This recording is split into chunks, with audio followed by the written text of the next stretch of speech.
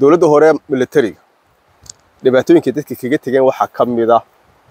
oo ninkan Xamse Cali Ibrahim ra'iisul wasaaraha dowladda federaalka Soomaaliya ma dhawto ka hadlay aad baa loogu degay aad baa loogu xoomay wuxuu ka sheekeeyay taariikh hore uu ka sheekeeyay waxa ku jirtay 12 sanadood oo gaardiya in la galay gaardi dowladda Soomaaliya gaardi waxa weeye socodka ciidamadu sameeyaan dadku gaardi ku jireen waxaan aad marar badan isu weydiiyay fanaaniintu waxa weeyaan waxba afka lagama dhowro waxay kamid ahaayeen dadkii la isticmaalay loo isticmaalo waxa loo yaqaan hanuunin loo isticmaalo yaani waxa weeyaan fanaankii waa qof bulshada kamid ah fankuna xirfad baa laga dhigi karaa waa xirfad kamid ah sida macallin oo qofku ku shaqaysan karo sida macalinku ku shaqaysan karaa iskuul laga baran karo oo dadku moogtahay xarumo loo samaysan karo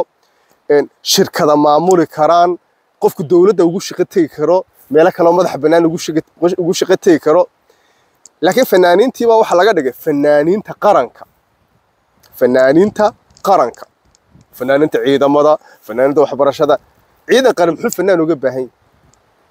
yahay fanaaniinta asluubta fanaaniinta maxayga fanaaniinta xoogga dalka waxa weeyaan dadka caadfadooda dadka inay kiciyaan heesa qaadaan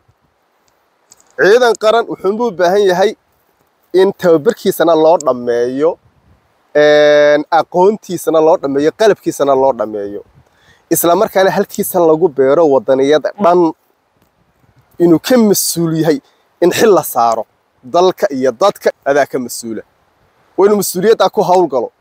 waa inuu ku dhaarto waa inta laakiin fanaan u heesa oo hees u qaadaya waxba ka bedeli maayo ما يحش عاطفة قفكم لكن سوري قفكم والله صار لسه فنان قرما الحسن نلاش بني آدم كمرك الله يجو مرك وحوين وأساسيات وبريمري والسكندري يعني مرك نلاش اللي يجي وأساس وحيابة أساسية هذا وحيابة كحيجة